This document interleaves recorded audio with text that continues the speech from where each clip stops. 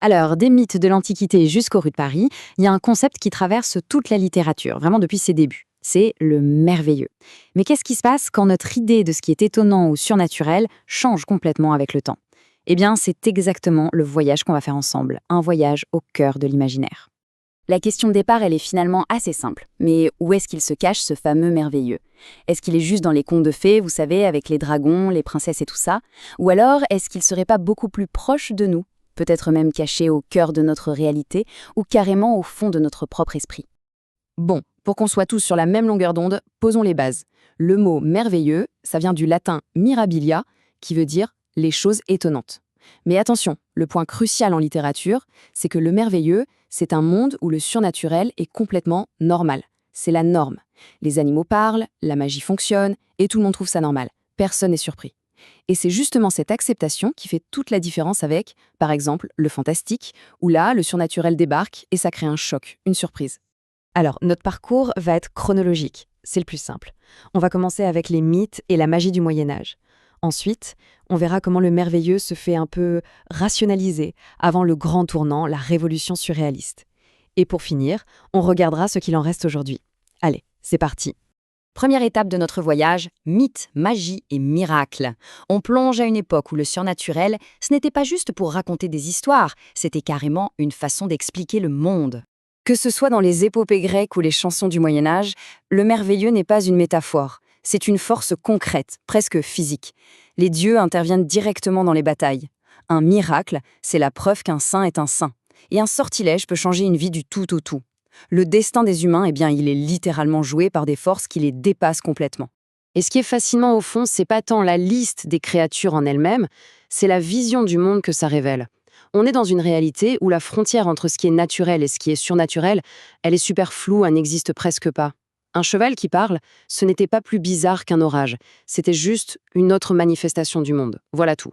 À cette période, on peut voir en fait deux grands courants. D'un côté, on a le merveilleux chrétien, qui est très lié à la foi, les miracles, les anges, les saints, c'est Dieu qui se manifeste. Et de l'autre, on trouve un merveilleux plus ancien, qu'on pourrait qualifier de païen, celui des grandes épopées. Là, on parle d'enchantement, de sorcellerie, de héros avec une force surhumaine. Et bien sûr, ces deux univers ne sont pas étanches, ils se mélangent tout le temps. On passe à notre deuxième partie, des contes à la science. Et là, c'est un vrai changement d'ambiance. On entre dans une époque où on va chercher à organiser, à maîtriser et même à trouver des explications au merveilleux. Au XVIIe et XVIIIe siècle, on assiste à une sorte de domestication du merveilleux. Avec des auteurs comme Perrault ou Madame d'Aulnoy, il sort des forêts sombres et des traditions orales pour entrer dans les salons chics de la cour. Le conte de fées, ça devient un vrai genre littéraire, avec ses codes, une morale et même une critique de la société. La magie, elle est toujours là, évidemment, mais elle est plus cadrée. Elle sert une histoire bien précise. Cette petite chronologie, elle montre super bien la transition. On passe du conte de fées, et puis paf, la révolution industrielle arrive et change complètement la donne. C'est là que naît ce qu'on appelle le merveilleux scientifique. Chez un auteur comme Jules Verne, par exemple, ce qui est extraordinaire, ce n'est plus la magie, c'est la science, la technologie, l'anticipation. Et un peu plus tard, Maurice Renard va même en faire une théorie. C'est un genre où le surnaturel a une explication scientifique, même si la science est inventée. Le miracle a désormais une cause rationnelle.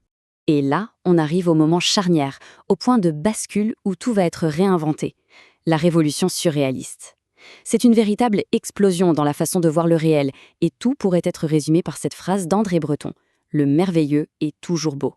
Cette citation de Breton, elle est absolument centrale. Ce qu'il dit en fait, c'est que le merveilleux, ce n'est pas une recette de cuisine qu'on applique à l'infini, pas juste une liste de fées et de dragons, non, c'est une perception, quelque chose de vivant qui change avec son époque. Les surréalistes, ils ne veulent pas copier le passé, ils veulent trouver le merveilleux de leur temps, celui de la grande ville, de la découverte de l'inconscient, de la modernité quoi. Et voilà le renversement le plus radical de toute cette histoire. Le changement, il est là.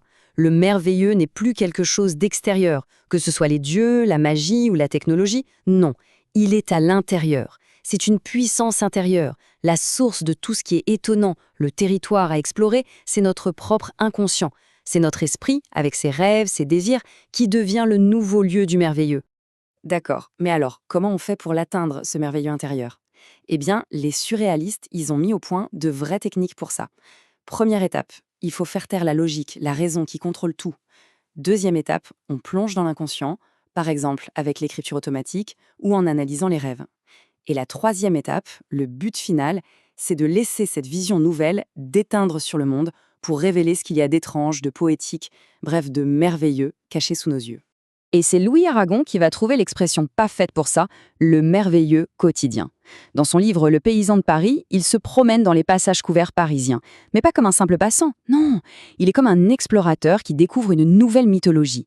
Et là, une simple enseigne de magasin, un mannequin dans une vitrine, tout ça peut devenir un objet sacré, une porte vers une autre réalité, en plein milieu de ce qu'il y a de plus banal.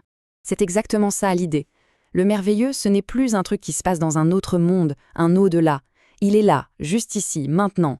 Il est dans les objets les plus simples, les plus quotidiens, à une seule condition, avoir le regard pour le voir. Le hasard d'une rencontre, la poésie un peu absurde d'une vieille publicité, tout peut devenir un signe, tout peut allumer cette petite étincelle d'émerveillement. Et nous voilà dans notre dernière partie, le merveilleux aujourd'hui. Alors, après tout ce parcours, qu'est-ce qui nous reste de cette histoire ? En fait, si on y réfléchit bien, toute cette évolution du merveilleux, c'est beaucoup plus qu'une simple histoire de littérature. C'est le miroir de notre relation au monde, à la réalité. On est parti d'un monde où le surnaturel servait à tout expliquer, pour arriver à un monde où c'est à nous, finalement, de dénicher ou même de créer de l'extraordinaire dans le quotidien. Et aujourd'hui, cet héritage est partout, et souvent tout est mélangé. La fantaisie, par exemple, elle pioche directement dans le merveilleux du Moyen-Âge. La science-fiction, elle, est l'héritière directe du merveilleux scientifique. Et l'impact des surréalistes, on le sent absolument partout. Au cinéma, dans les pubs qui jouent sur l'étrange, dans ce qu'on appelle le réalisme magique, dans l'art contemporain. Et ça nous amène à une dernière question, qui est en fait l'héritage le plus direct des surréalistes. Après avoir cherché le merveilleux, dans le ciel, dans les vieux livres de magie, dans les machines du futur et au plus profond de notre esprit, et si, finalement, le plus grand des miracles, c'était tout simplement d'apprendre à voir le merveilleux dans ce qui nous entoure. Juste là, maintenant, dans la vie de tous les jours.